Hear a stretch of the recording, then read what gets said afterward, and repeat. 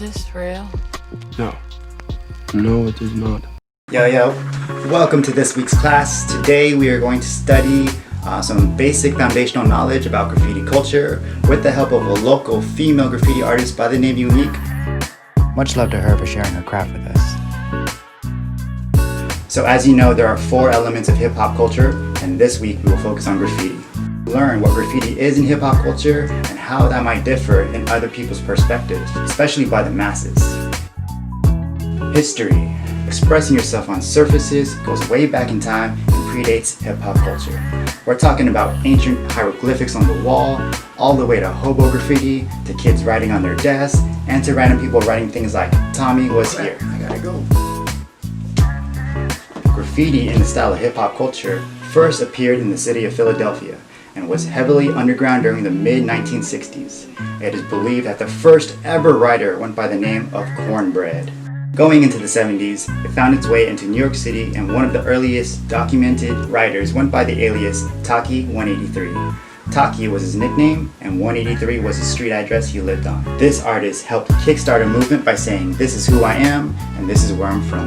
Now, I believe graffiti is one of the more important elements in hip-hop culture because it focuses on style. Your style. What makes you you, what makes you unique. And you take that style, which is your own, and you turn it into something bigger than yourself. So with that emphasis, I'm going to show you a quick example. This is Saber. Right now we are in the LA River on my old piece I did in 1997. Roughly about 55 feet tall by almost 250 feet across. By the end, it took about 126 gallons of rolling paint. It took me about maybe 35 nights to paint this thing.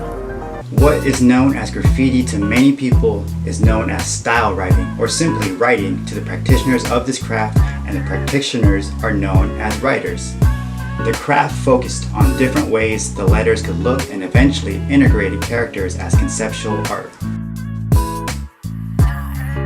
Historical context. If you study how the Bronx was like in the 70s, then you'll find that the Bronx was literally burning. The people who lived in these areas dealt with poverty, crime, and their quality of life was extremely different from a bridge away in the borough of Manhattan. Imagine being a kid during these times, and you're doodling your name on something, and your friend goes, "Yo, that's fresh." The act of writing your name is now contributing to your sense of self-worth, confidence, and identity. Writers, graffiti artists are often labeled as vandals most of their life. Nah, I ain't running the system. Hell yeah. I'm bombing the system. They're trying to make it look like graffiti writers break windows and everything, and it ain't even like that. Yeah, you know who be doing that, man? Niggas who be high when they come from school is the ones who break the window. And it's in the graffiti artist's favor to be as cool, calm, and collected about putting his art on the train as he can. You know, he wants to get in and get out without even being noticed, except for the work that's going to come out to the public that Monday. If you put yourself in the shoes of someone living in the Bronx while it was burning and all you saw was the rubble, the torn down buildings, then you could think that writers use their creativity to bring beauty to their home community, their neighborhoods. Context is everything. Writing on properties where the graffiti art would not be ideal, places like a temple, a senior care home, your house. It's almost like putting a really nice picture in the wrong frame. Everything is context. The element known as writing, aka graffiti, is about expression and style. A famous writer once said, "Blank walls equals blank minds." Some vocab, and most definitely not all the vocab. A tag. A tag is a stylized two-dimensional expression that says your name or alias and should be performed fairly quickly. A burner. A burner is a full-size 3D expression of letters that says your name, alias, and usually takes quite a bit of time. Wild style. Wild style is a style of graffiti that is complex and intricate. A style so wild that it can only be seen by the trained eye. A black book.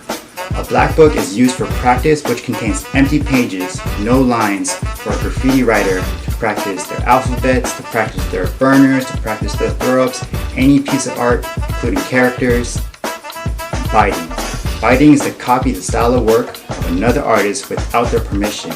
So for this week's assignment, I want you to take a normal sheet of 8x11 printer paper. No lines, just a blank canvas. With that paper, I want you to think of yourself as a pioneer of graffiti culture. How would you have drawn your name on these walls? Would you have drawn a character? Would you have written your name in calligraphy? What would have been your choice of style? That's what we want to find out.